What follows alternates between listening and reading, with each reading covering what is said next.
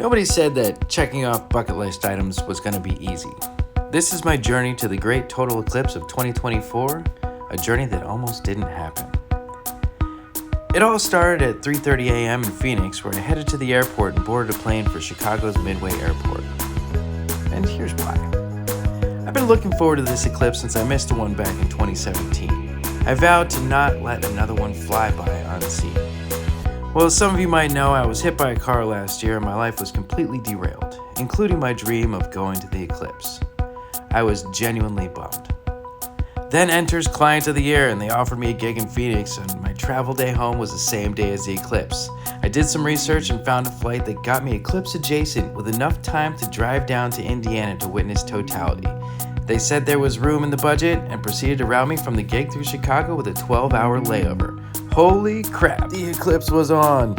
So I scored this sweet $40 Turo and headed south, Indiana bound, along with half the state of Illinois.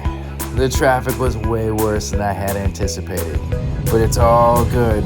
Waze had my back and it sent me down some old country roads while we raced Mother Nature's clock to the totality zone. Well, I was one exit shy of my destination when I decided to pull over and enjoy the show from the side of Interstate 65. I had just slid into totality with 5 minutes to spare. It's so cold.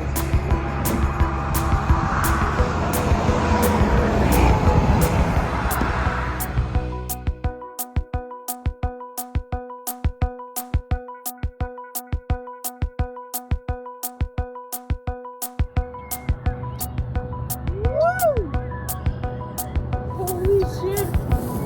Do you see this thing? Do you see this thing? Yeah! Woo! All the hype surrounding these events is true. It got cold, dark, and quiet. I was lucky to get just over a minute in totality, and it was absolutely surreal.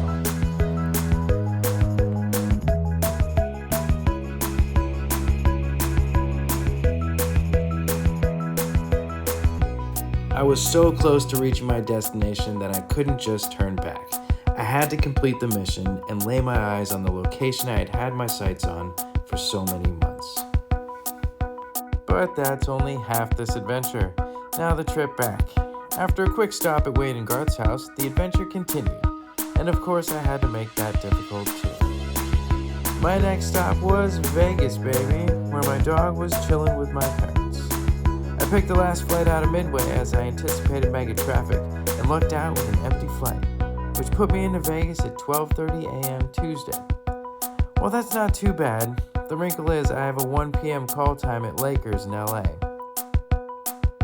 After a pretty solid nap, I thanked the rents, grabbed the mutt, and hit the road back home to LA. I arrived right around 5 a.m. and God, what a day. In 26 hours, I set foot in 5 states, flew 3,200 miles in 2 flights, drove almost 600 miles, and witnessed an amazing display of Mother Nature. Was it worth it, you ask? I got a selfie with a solar eclipse, so I'm gonna say yeah.